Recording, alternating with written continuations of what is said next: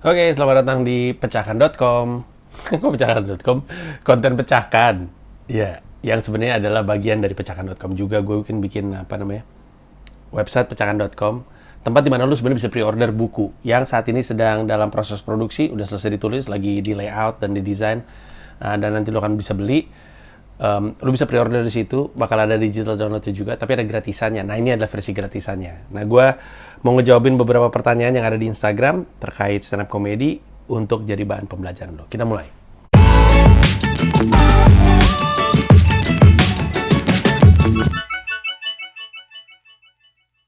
Oke, gue pernah bilang ya di Instagram gue bahwa gue akan jawab pertanyaan yang belum pernah gue jawab di konten pecahkan lain. Jadi nggak semua di postingan ini bakal gue jawab karena ini ada yang soal miking, soal trying to be funny, soal persona, itu udah ada semuanya di playlist pecahkan ini. Jadi lu bisa cek aja sendiri.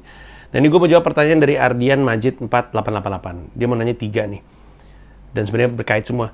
Kan aku pernah dengar kalau Bang Panji bilang di salah satu podcast, komedi dan ketersinggungan itu satu paket. Terus bedanya berkomedi dengan bullying itu apa? Bukankah ketika kita membuli terhadap unsur yang dapat membuat kita tertawa juga? 2, saya termasuk orang yang percaya demokrasi dan komedi itu bisa berjalan barengan. Toh tanah kelahirannya sama Yunani. Tapi saya pernah baca atau pernah bikin. Demokrasi seseorang harus dibatasi supaya tidak menabrak demokrasi yang dimiliki orang lain. Ini orang salah nangkep demokrasi itu apa kayaknya. Apakah hal ini juga berlaku pada komedi? Hal ini ada hubungannya dengan teori hak dan kewajiban. Kalau hak seorang komedian adalah melawak, lantas kewajiban seorang komedian di masyarakat itu apa? Terima kasih. Oke, Ardian, Anda tampaknya pintar, tapi pintarnya setengah-setengah. Jangan berhenti belajar, oke? Belajar terus-menerus. Salah satunya dengan nanya kayak gini, oke? Bedanya dengan komedi dan bullying itu apa? Jawabannya adalah niat. Komedi diniatkan untuk bikin orang ketawa. Bullying diniatkan untuk membuat orang menyakiti, orang sakit. Niatnya dia emang pengen bikin sakit orang. Bahwa ketika dia nyakitin orang yang lain pada ketawa, itu beda lagi. Itu side effect. Tujuannya adalah menyakiti. Kayak gue nyamperin lu nih, Ardian, lu tuh goblok. Lu belaga pinter, ngerasa pinter, tapi lu tuh goblok. Nah, itu tuh bully, karena gue menyakitin perasaan lu. Tapi komedi tidak diniatkan untuk menyakiti. Bahkan ketika orang bilang dia mau berkomedi tapi niatnya menyakiti, komedi jadi nggak lucu. Karena penonton ngerasanya bencinya doang. Ngerasa nyakitinya doang. Bahwa ternyata ketika dia berkomedi, kemudian ada yang ngerasa terbully, itu adalah side effect-nya. Jadi jawabannya adalah niat beneran deh. Kayak gue kan nggak berniat untuk ngebully Munut Mustafa. Munut Mustafanya juga nggak ngerasa terbully. Ntar ini agak burem ya. Nggak ngerasa terbully oleh gue gitu. Yang kedua, demokrasi seorang harus dibatasi biar tidak menabrak demokrasi yang lain. Demokrasi itu beda dengan kebebasan berpendapat. Kebebasan berpendapat adalah salah satu pilar demokrasi, tapi bukan demokrasi. Demokrasi itu sistem yang percaya bahwa kita yang nentuin untuk kita. Dari rakyat, oleh rakyat, untuk rakyat. Demokrasi itu adalah jawaban dari otoritarian gitu. Otoritarian itu adalah sistem pemerintahan otoriter.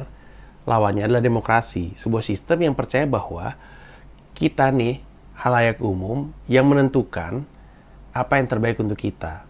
Akhirnya demokrasi itu melahirkan parlemen, keterwakilan. Kita yang milih wakil di antara kita untuk kemudian menentukan apa yang baik untuk kita. Baik itu secara peraturan, baik itu untuk pemerintahan, kita yang nentuin siapa yang memimpin kita, itu demokrasi. Jadi yang lu maksud itu bukan demokrasi, Ardian, tapi yang lu maksud kebebasan berpendapat. Nah, lu bilang kebebasan berpendapat seseorang, kalau emang benar ya, kebebasan berpendapat seseorang harus dibatasi supaya tidak menabrak kebebasan berpendapat orang lain. Apakah ini berlaku pada komedi? Betul, karena itulah ada hukum. Hukum itu didesain untuk mengatur, karena semua orang nggak bisa bebas semaunya. Bahkan gue sering bilang, termasuk di stand up gue, bahwa bebas itu nggak ada kebebasan mutlak, karena kebebasan kita selalu bersinggungan dengan kebebasan orang lain. Terus yang ketiga, ada hak dan kewajiban. Hak seorang komedian adalah melawak. Kewajiban seorang komedian apa? Latihan, menulis, itu kewajibannya. Beneran, gue nggak bohong. Kalau lu pengen jadi, haknya komedian tuh bukan melawak. Melawak itu apa yang dilakukan. Haknya komedian adalah menentukan apa yang dia mau bahas. Itu haknya dia. Penonton nggak bisa ngatur. Makanya gue paling nggak suka tuh kalau ada yang bilang, Mas Panji ngomongin ini dong. Lah, kenapa aja lu ngatur gue? Ini kan kesenian. Kesenian itu kan ekspresi diri. Gimana caranya gue mengekspresi kalau misalnya yang gue ekspresikan adalah titipan orang. Gue pengen ngomongin soal ini, itu. Ketika orang bilang, bang ngomongin ini dong. Ini mah ekspresi keresahan lu, bukan jadi keresahan gue. Makanya gue paling nggak bisa tuh kalau misalnya ada corporate gig, Bang Panji, ini ada job stand up, tolong dong ngomongin soal bank, atau ngomongin soal ATM, atau ngomongin soal TV, atau ngomongin soal internet.